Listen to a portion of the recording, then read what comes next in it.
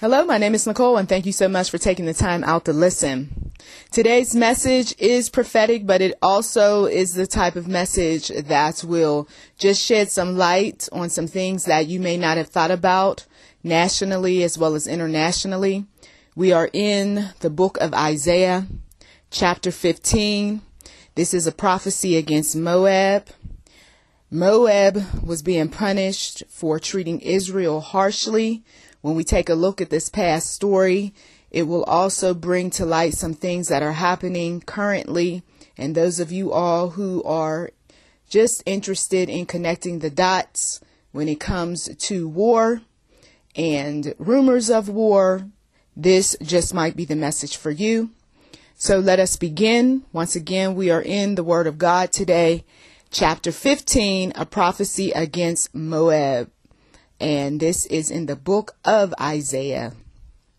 An oracle concerning Moab, Ar in Moab, is ruined, destroyed in a night. Ker in Moab is ruined, destroyed in a night. Dibon goes up to its temple, to its high places to weep. Moab waits over Nebo and Medeba. Every head is shaved and every beard cut off. In the streets they wear sackcloth, on the roofs and in the public squares. They all wail, prostrate with weeping. Heshbon and Elealeh cry out. Their voices are heard all the way to Jahaz. Therefore the armed men of Moab cry out, and their hearts are faint. My heart cries out over Moab. Her fugitives flee as far as Zoar, as far as Eglath and Sheshlishiah. They go up the way to Lebith, weeping as they go, on the road to Horonim. They lament their destruction. The waters of Nimrim are dried up and the grass is withered. The vegetation is gone and nothing green is left. So the wealth they have acquired and stored up, they carry away over the ravine of the poplars. Their outcry echoes along the border of Moab. Their wailing reaches as far as Eglam. Their lamentation as far as Beer Elam. Dimon waters are full of blood, but I will bring still more upon Dimon, a lion upon the fugitives of Moab, and upon those who remain in the land. Thus saith the Lord. And I read, just so you know, out of the Life Application Bible by Tyndale. That is the New International Version. Now, Moab at that time, just so you know, just to give you some background, Moab was east of the Dead Sea. Okay. The Moabites were descendants of Lot through his incestuous relationship with his older daughter. And you can reference that over in Genesis 19:31 through 38. Moab had always been Israel's enemy. Okay. Keep that in mind. Because even to this day, you can literally list the different countries where there is a blatant disregard for Israel, a history of attacking Israel, whether verbally, physically, what have you. Okay, so you have your little list, and you can see very well that there was always some type of situation where Israel had to defend herself, okay, due to enemies. So Moab had always been Israel's enemy. They oppressed Israel and invaded their land. And you can see that in Judges 3:12 through 14. They fought against Saul, 1 Samuel 14:47, and against David, 2 Samuel 8:2-11 and 12. Moab would be punished for treating Israel harshly. Now, when you look at these different countries, you see that some of these same countries keep popping up for causing some kind of war with Israel, with the United States, and with other countries. And these are the countries that are being targeted. Okay? Some of you all, wait a minute, what's going on? Why is it that I keep seeing the same countries showing up year after year? There's always some drama. These are the enemies. Okay? These are the enemies who, for whatever reason, and they do have their share of reasons, there's always a reason why they stir up trouble. Israel was going through this sort of thing in days past and continues. the same countries keep rising up. So what happens is when these same countries keep having issues with us and with our friends, there is going to be war. Now, sometimes the war is manufactured, unfortunately, because there are those who have vested interest in these different countries. Okay. And so they're going to protect what their money is on. Others, it's not even about the vested interests. It's about the fact that I don't like you people. Every time I turn around, you people are always doing this, that, and the other. And we can see this sort of thing even in different communities around our land. Why can't this ethnicity just get along with this ethnicity? Why is there always some drama? These people are always coming over in our neighborhood, always starting this, always starting that, you see. What God does, though, in time is he even gets fed up. Okay, this is the part of God that you don't want to be. You don't want to be that enemy of God, you see, especially when he is in the process of protecting a community, a nation, even one of your relatives. You don't want to be the one that keeps showing up, that keeps stirring up trouble. Moab, as you very well heard, kept showing up, starting wars. Messing around here, messing around there. You know, Moab kept having its share of dramas. And so when you're on the wrong side with the Lord and you want to be the troublemaker, okay, not you per se, but just, you know, just for example's sake, then what happens is that there's going to be a curse of sorts that falls upon you. So Moab, or even the people within Moab, were going through, okay, a lot. The prophecy went out. In Moab is ruined, destroyed in a night. Little towns, communities, okay, boroughs, cities, what have you. You look around and there's devastation. There's trepidation. There's buildings ruined over time. God's hand doesn't seem to be on our community. That's all the more reason that if you call yourself a believer and you see that it's getting worse and worse, or there's no change, or people are promising things, but nothing ever comes, it would make sense to say goodbye to Moab, right? Because God does give people opportunities to leave. You see, to leave. Nationally, internationally, some folks, they felt it in their spirit. I don't need to be in this country any longer. And so they did what they needed to do. They got proper paperwork and they showed up in our country. And others. But others, they fled. Oh, trouble's coming. They fled. But then you run into your own share of trouble because now you're considered not legal. You see? There are proper channels that the Lord, he speaks to us on. He tells us, listen, this is what you need to do if you want to get free of some things, because I'm about to put my curse upon this land. I'm about to destroy this land. The believer is well aware. The unbeliever, I don't know what's going on. I mean, it's just so much trouble. I got to figure out how I'm going to get out of here. You got to figure that out. And then if you trying to figure it out and you just don't have that spiritual support, you don't have the spiritual connectedness or what have you, you end up falling by the wayside and you don't get anywhere too fast. And that's why some people just stay right where they are in the midst of the ruin, the destruction. Okay.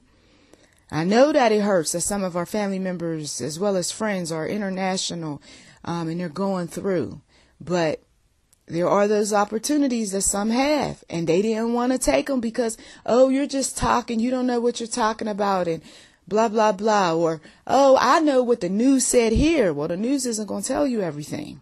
You see? So they get caught up in the destruction. Current Moab is ruined, destroyed in a night. What would take a city or town or borough or what have you destroyed in a night? What would do that? Missiles. Nowadays, we got missiles that they don't have to destroy the whole world. They can just destroy one little area. And more of these troublemaking countries are going to be done away with. There's no need. The government says there's no need. We're not getting anything from this country. But what? How much? For resources. Okay, you know what? But every time we pull out of this country, they're back to starting up again. Okay? They're sending their cells out into our country, and then they're coming up with these different plans, and every time we turn around there's a new one sprouting up, and then we get close to this group and then they're gone, and then we get close to another group and then they're gone. So you know what, we're just going to cut the roots. We're going to cut the roots off. Okay. And that means going back to the town that recruited, to the city, to the country that came up with its share of programming. Okay. Once again, I got to be that messenger of doom and gloom, because that's what the Lord is showing me in the spirit. Dibon goes up to its temple, to its high places to weep. The countries that don't get touched, there's some weeping that goes on. The countries that were relying on some of the resources, they are cut off. If your money is wrapped up in a particular country, you're going to be very upset. If you lose everything, you're definitely going to weep. Okay? And this is what's happening. Moab wails over Nebo and Medeba. Okay? There's more countries that, once again, the connections are there, and there's a destruction that takes place. Because you see, if you're going to uproot the issues, the problems, the things that are taking place within that country, there's also the connections that are around the country as well that will most likely have to be dealt with.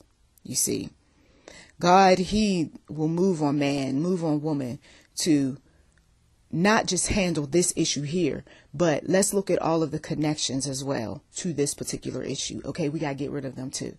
But maybe we don't. There's always one. Maybe we don't. Nope. We're going to have to do this. If you look at this from a family perspective, let's move away from an international for a minute when it comes to war. If you look at this from a family perspective, if you got a gossip, 9 times out of 10, the gossip has her minions around her, her flying monkeys. Once you get rid of the gossip, okay, you're going to have the flying monkeys that's going to be mad about the fact that who they came to rely on, who they enjoyed the company of, is gone.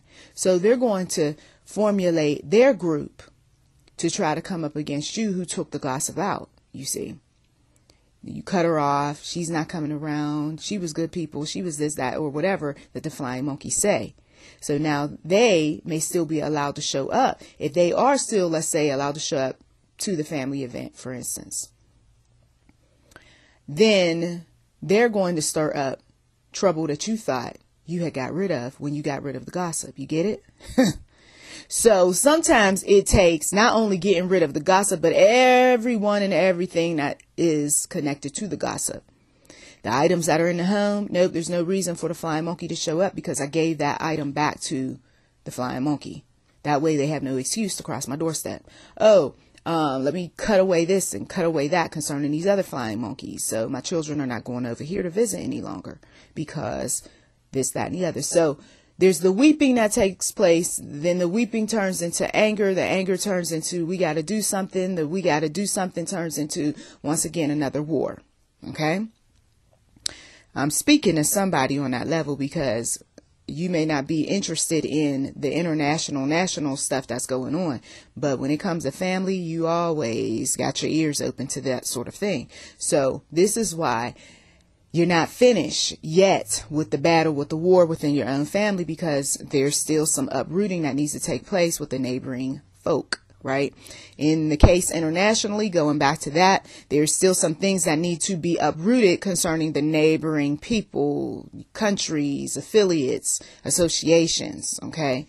We got rid of him. Woo, yay. Yeah, but did you get rid of all his followers along with the dictator? Did you identify who is in our own country that is affiliated with that particular city, town, country, dictators, affiliations, associations, what have you? If you haven't, you might want to do that because when the dictator falls, he gonna have his share of people that are going to deal with those who took him out. You see. Every head is shaved and every beard cut off. That right there is the grieving that takes place when a country, as well as all the people in it, or murdered or gone. Okay. There will be those that will mourn, as I said before. And when they mourn, they will eventually become angry. Okay. Especially if they don't feel like it was justified. And this is why you get some folks who say, oh, don't worry, I'm going to put on a good act. I'm going to befriend these people. And then eventually I'm going to cut their throats.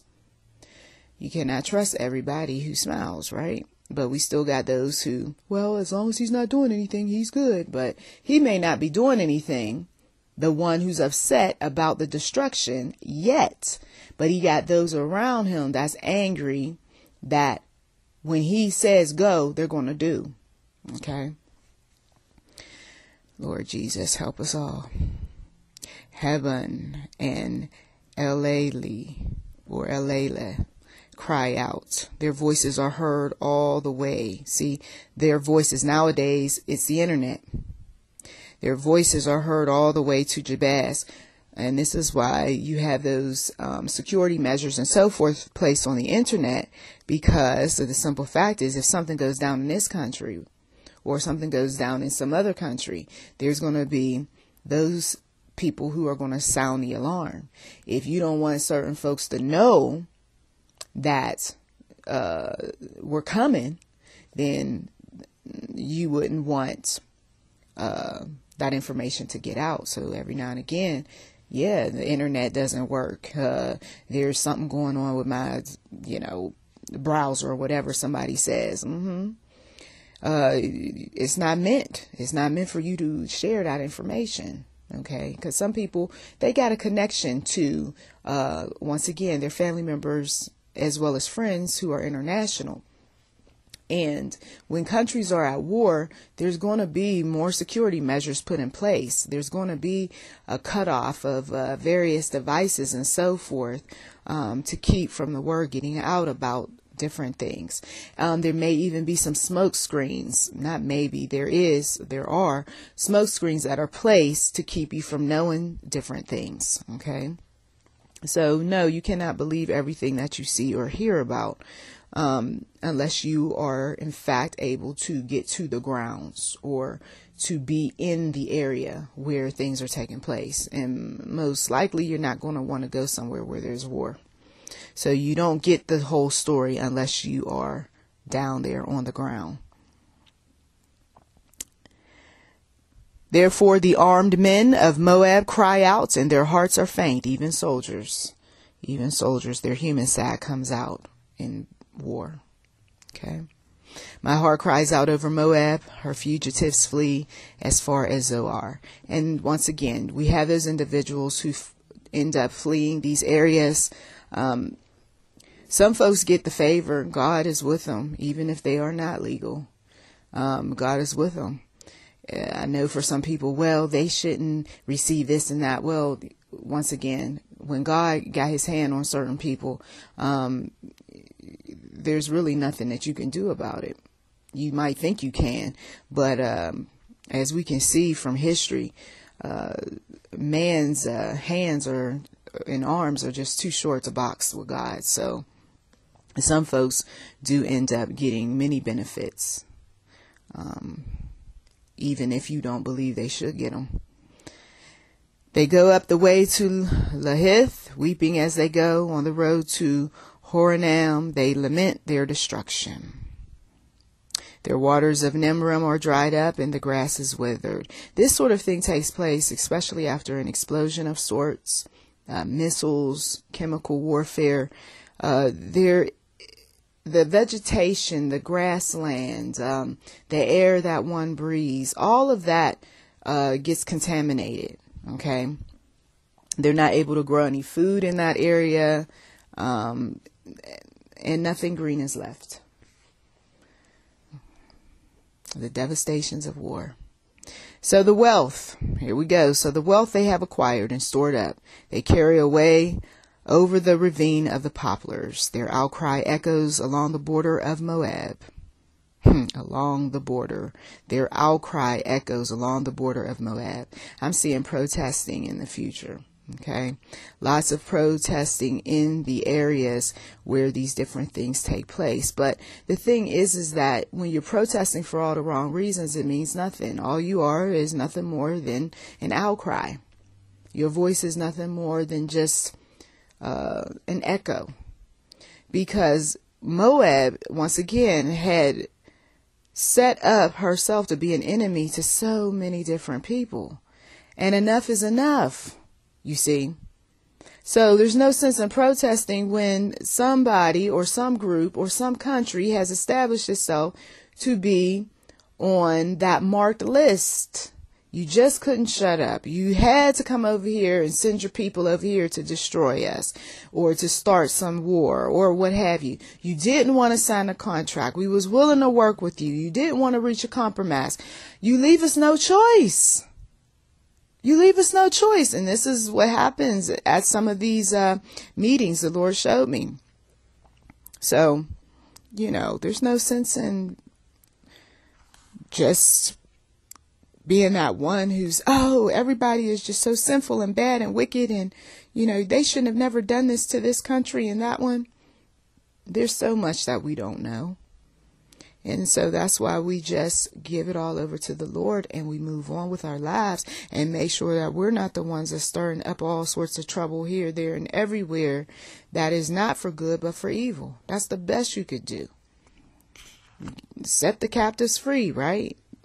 You can set the captives free that's righteous and true and honorable as the Lord leads. Or you can be that one that, you set some captives free and they end up stirring up all sorts of mess. And that's what happens when you give a country, or some of you all as parents, you know this with children. When you keep letting them get away with things, eventually they turn on you. Oh, Mom, you're the greatest as long as you let me do what I want to do. Daddy, I just absolutely love you as long as you give me what I want. You see? And this is what happens in these foreign lands. Some of these countries, as long as America was giving and doing and letting them get the pass on so many different things, it was okay. It was all right. But then when America said, there are standards, there are procedures, we want to work with you, but we need you to do A, B, and C, they started acting like rebellious, spoiled children. And so the Lord, he takes his hand off of the rebellious and he allows for things to happen. And we cry, we weep, we protest, we complain, we say a lot, but at the end of the day, God's will occurs. I pulled Isaiah out just to give you an example. Thank you, Jesus, to give you an example of what is happening, what is unfolding, what has been going on for quite some time. I got older audios that talked about what was ahead back when Obama was president. Okay. So we are in that internationally, and may God be with each and every one of you around the world. Please do check the description box for anything that might be of interest. You've been listening to YouTube Interim Enterprise 7. Subscribe today. If you haven't given, we do welcome gifts, and thank you so much for your giving. To God be the glory.